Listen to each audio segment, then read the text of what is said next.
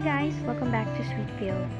For today, I'll show you how I assemble this mango vanilla cake.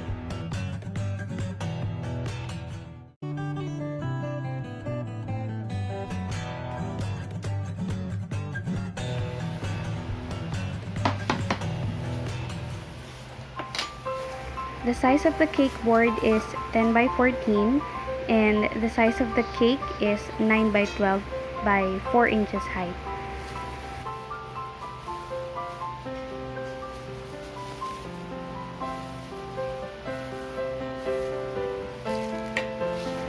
This cake is a vanilla chiffon cake, and for the icing I'm using a whipping cream. Let's always put our border icing before putting our filling.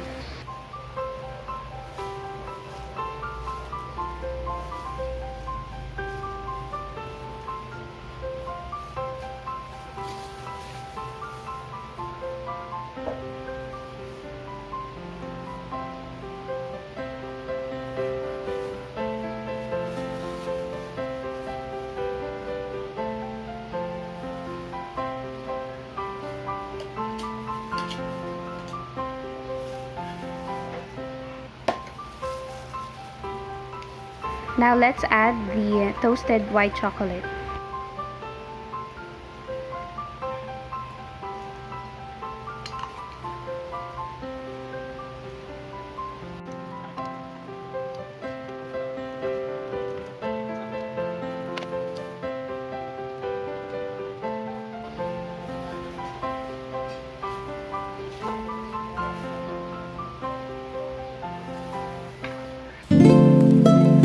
Now let's add the mango.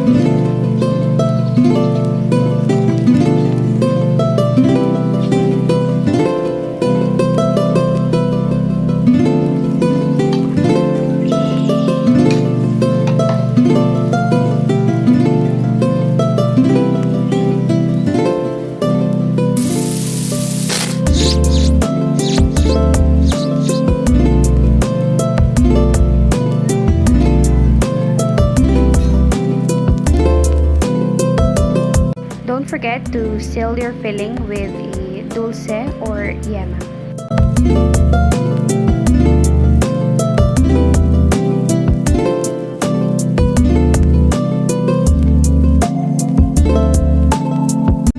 Lightly press the last layer of the cake.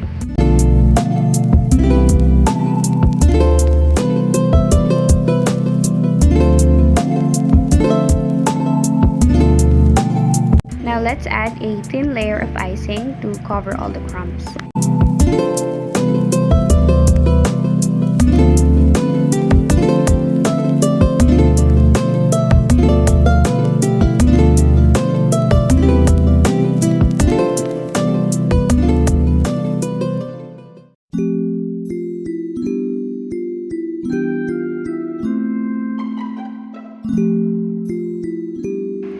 Chill this for at least 15 to 30 minutes.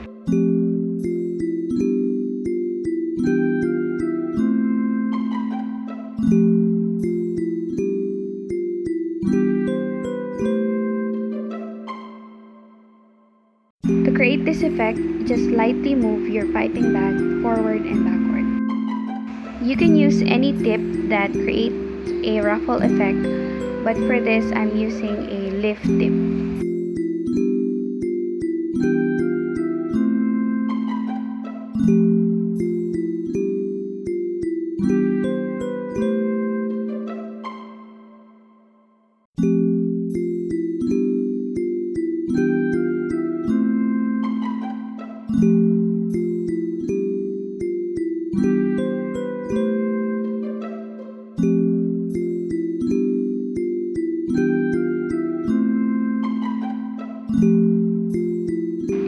For the rosette border, you can use a 1M or 2D icing tip.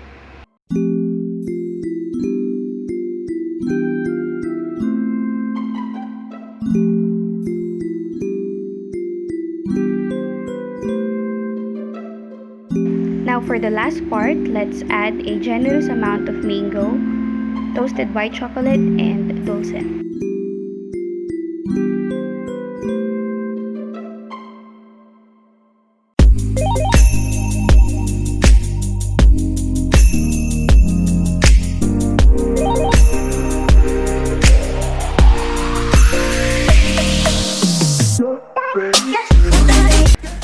forget to put the melted chocolate on each side of the cake. For any questions, you may leave your comments. Thank you for watching.